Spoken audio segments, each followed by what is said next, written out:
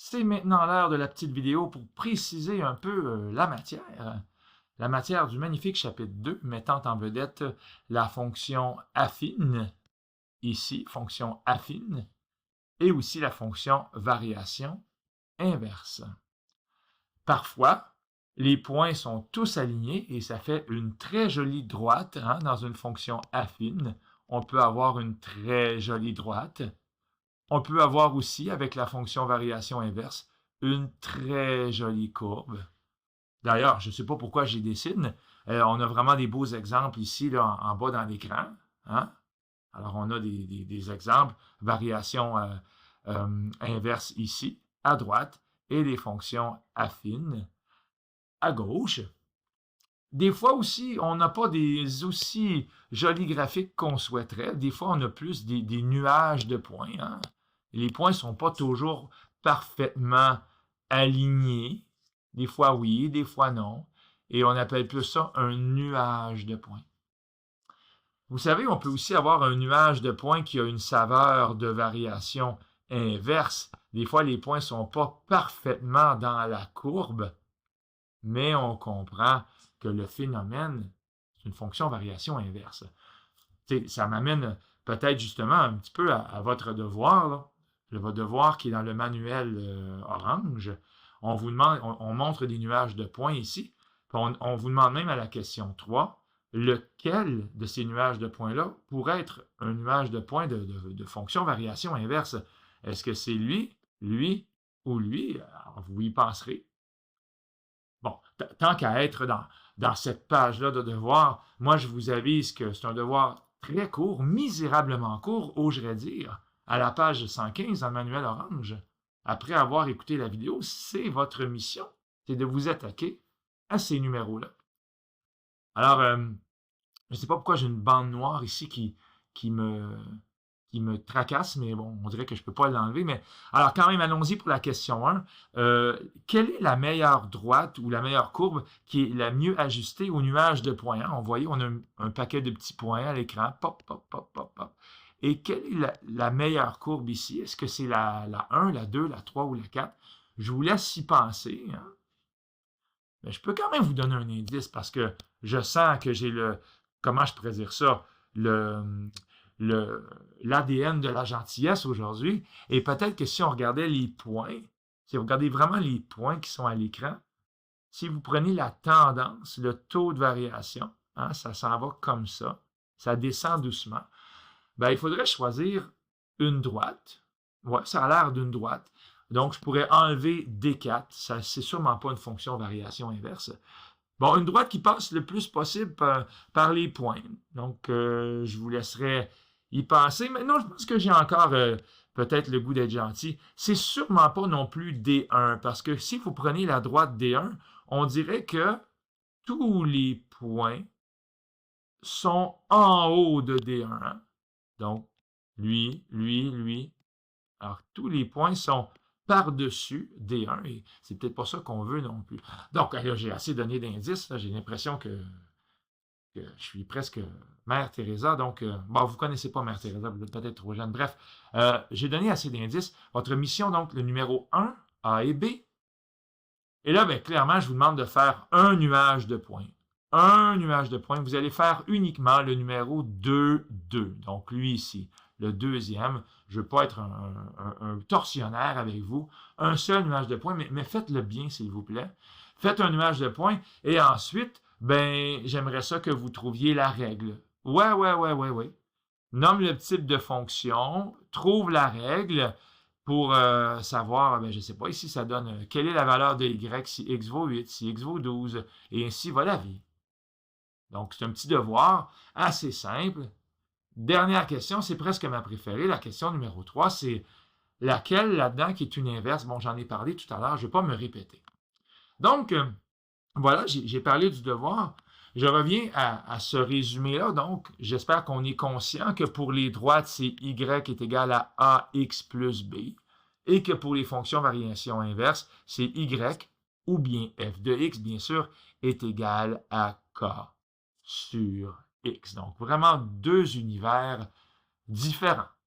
Okay? Alors, je vous demanderai d'être très vigilant à ça.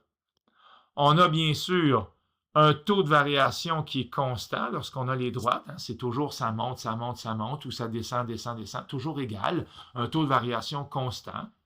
Des fois, on a une fonction qui est carrément constante. Donc, c'est une ligne droite horizontale. Et des fois, on a des fonctions linéaires. Elles ont l'honneur et le privilège de passer par le point vedette 0, 0. On a déjà vu ça. N'est-ce pas, groupe? Alors, je vous laisse regarder un petit peu ce résumé pour les fonctions affines, les fonctions variation inverse. Et la dernière chose que je voudrais proclamer aujourd'hui, ben, dans le fond, c'est un petit peu ça, c'est la mission. Hein? Aujourd'hui, c'est vendredi, si je m'adresse bien à vous, le foyer 308. Et durant la période de vendredi le 14 novembre et durant la fin de semaine, allez écouter la vidéo si la tendance se maintient. Je pense que vous l'avez sûrement déjà fait. Allez écouter la vidéo pour préciser la matière. C'est ce qu'on est en train de faire maintenant. Les numéros du manuel orange, page 115, numéro 1, 2, 2 et 3. Et bien sûr, le défi des élections, il y aura une entrevue lundi, ça va de soi. Je termine pour préciser la matière avec quelques élans de sagesse de M. Patel. Bon là, j'aimerais vraiment réussir à enlever ça. Je sais pas. Non, c'est une malédiction. Donc, la théorie selon M. Patel, alors, il répète un peu ce que j'ai dit, peut-être de façon plus jolie, mais moins vocale, ça c'est certain. Quand vous avez des points comme ça, au début, vous pouvez vous demander, est-ce que c'est une fonction affine ou c'est une fonction variation inverse? Hein? Et là, on ne sait pas trop, mais quand vous multipliez les x et les y ensemble, parce que ça, on en avait parlé, c'est super important, quand vous les multipliez, est-ce que oui ou non, ça donne la même chose? Ici, on réalise que ça donne pas mal, toujours la même chose. Fait que si on faisait un nuage de points avec ces points-là, vraiment, ils ne seraient pas alignés pour faire une droite. Les points seraient vraiment plus dans l'esprit de la variation inverse. Ma préférée, parce qu'on réalise que lorsqu'on multiplie, ça donne presque toujours la même chose. Alors là, la règle, c'est y est égal à k sur x. OK, d'accord, je pense qu'on l'a répété souvent, mais qu'est-ce qu'on fait? Il y a plusieurs candidats pour être un bon k. Hein? Qu'est-ce qu'on va choisir? Est-ce qu'on va choisir 124, 126, comme à l'écran, 120?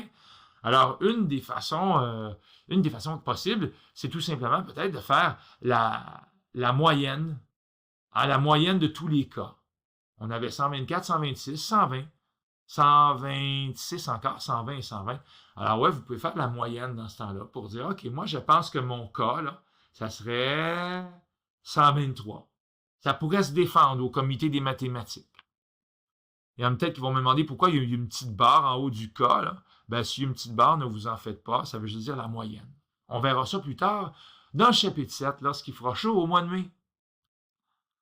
Bien, alors vous écrivez la règle, y ou bien f de x est égal à 123 sur x, et n'oubliez pas, hein, que ce soit un nuage de points ou que ce soit carrément une règle qui vous est donnée. On va sûrement vous demander de remplacer x pour trouver y. Par exemple, ici, on remplace x par 8. On pourrait écrire f de x devient f de 8. OK. Alors, on peut aussi, on trouve la réponse, on peut aussi remplacer le y par quelque chose. Ici, y ou bien f de x vaut 30. Alors là, on voit vraiment c'est le y qui est remplacé. Donc, c'est important, cette petite sagesse-là, de savoir quelle lettre on doit remplacer. Hein. On n'est pas juste des robots. On remplace en étant conscient de la bonne lettre. Ici, c'est 30, c'est y. Alors, on peut trouver la réponse en faisant 123 divisé par 30. Alors, voilà. Évidemment, il peut y avoir des nuages de points avec des fonctions affines. Hein. On a fait la tendance, si la tendance se maintient. Ça, ici, c'est plus un nuage de points avec une fonction affine. On aime ça aussi.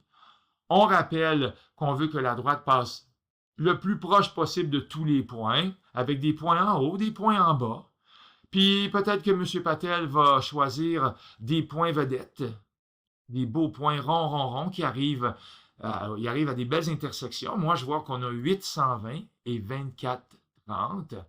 Donc, de très jolis points, des représentants, pas des représentants de foyer, mais des représentants de la droite. Les points, c'est des nouveaux points, mais ça pourrait être parmi les points en noir qui sont déjà là. Il y en avait 6, ça pourrait être un des 6. Et je vous rappelle que les points doivent être assez éloignés. Alors, M. Patel a bien fait son travail. Il dit, j'aurais pu prendre le point qui est là, mais moi, je préfère qu'il ait pris ces points éloignés, justement. Bon, il dit de calculer le plus B. Calculer le plus B. On va vraiment le faire. On va trouver la règle en faisant y2 moins y1 sur x2 moins x1. On trouve un taux de variation pas très joli, mais c'est pas grave. On est fait fort en secondaire 3. On est résilient. Y est égal à moins 45 sur 8, x plus b. On aurait pu le mettre en nombre à virgule. Petit rappel, la calculatrice sera permise à l'examen du chapitre 2, les nuages de points. OK, il suffit de remplacer pour trouver le b. Hein, on est maintenant des experts, on remplace f de x ou y par 120 et x par 8. Et là, ça tombe bien, les 8 s'annulent dans un bain de sang, comme je dis souvent. Et on va trouver un B de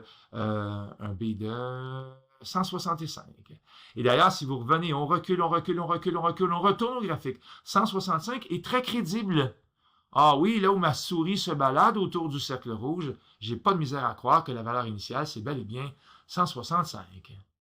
C'est facile à croire. Hein? Alors, on a la règle.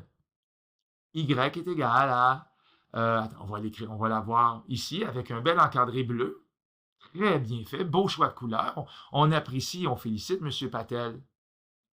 On a la règle et on s'en sert. Encore une fois, on pourrait vous poser une question. Qu'est-ce qui se passe si x vaut 8? Ou bien, qu'est-ce qui se passe si y vaut, je ne sais pas moi, 30? Eh oui, encore une fois, si y vaut 30. Donc, c'est de la petite algèbre. Ici, par exemple, on fait moins 165 de chaque côté. Et ensuite, on fait x8 pour enlever les divisés par 8. C'est une façon de le voir. Hein? Donc, on trouve le x quand on donne le y et vice-versa. Bon, la vidéo était un petit peu plus longue que je pensais, mais je trouve quand même que c'est un bon résumé. Je me suis forcé. Et là, je vais vous dire bye-bye tout le monde. J'ai confiance en vous. N'oubliez pas, pour ce week-end, ou durant la période des exercices du manuel, page 115, numéro 1, 2, 2.